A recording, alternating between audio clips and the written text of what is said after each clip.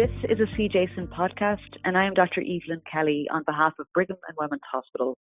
I am here with Dr. Mallika Mendu, and we are excited to speak about our work entitled A Control Study of Decision-Making Algorithms for Kidney Replacement Therapy Initiation in Acute Kidney Injury. Acute kidney injury requiring kidney replacement therapy is associated with high mortality and utilization. We evaluated the use of an AKI standardized clinical assessment and management plan, or SCAMP, on patient outcomes including mortality, hospital and ICU length of stay. A SCAMP is a decision-making algorithm that provides recommendations about optimal indications for initiating kidney replacement therapy in the setting of AKI. We implemented a control design in which use of the AKI SCAMP was alternated with a sham control form, which included only questions related to estimated risk of mortality and futility. The primary outcome was risk of inpatient mortality. Pre-specified secondary outcomes included 30-day mortality, 60-day mortality, and hospital and ICU length of stay. Generalized estimation equations were used to estimate the impact of the AKI SCAMP on mortality and length of stay. We also broadened our study population to include all of the ICUs at Brigham and Women's Hospital in order to assess the utility of the AKI SCAMP in a broader ICU population. Mallika, can you take us through the results of our control study, please? Sure. Thank you, Dr. Kelly.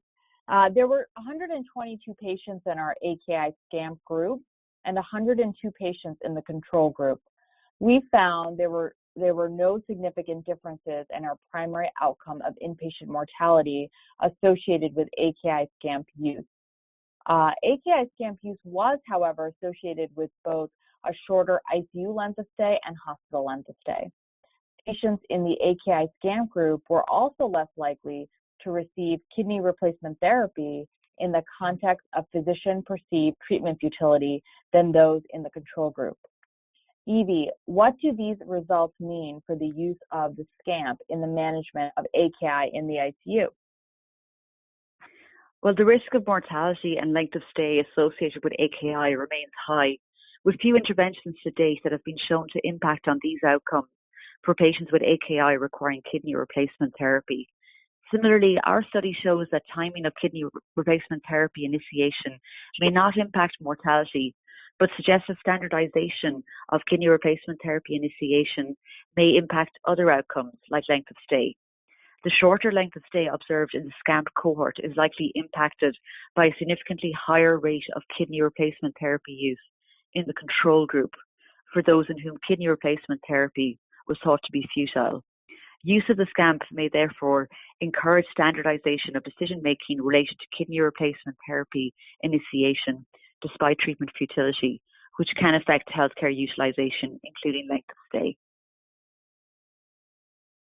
So I'll wrap up. In conclusion, use of an AKI SCAMP clinical decision support tool for assessment and management of AKI requiring kidney replacement therapy did not impact inpatient mortality, but was associated with shorter ICU and hospital length of stay and lower kidney replacement therapy use in cases of physician-perceived treatment futility. Thank you to CJASN Podcast for having us and for highlighting our work. This podcast is copyrighted by the American Society of Nephrology, all rights reserved. All content in this podcast is for informational purposes only and is not intended to be medical advice. This podcast should not be used in a medical emergency or for the diagnosis or treatment of any medical condition. Please consult your doctor or other qualified healthcare provider if you have any questions about any medical condition or before taking any drug, changing your diet, or commencing or discontinuing any course of treatment. Thank you for listening to this podcast from the American Society of Nephrology.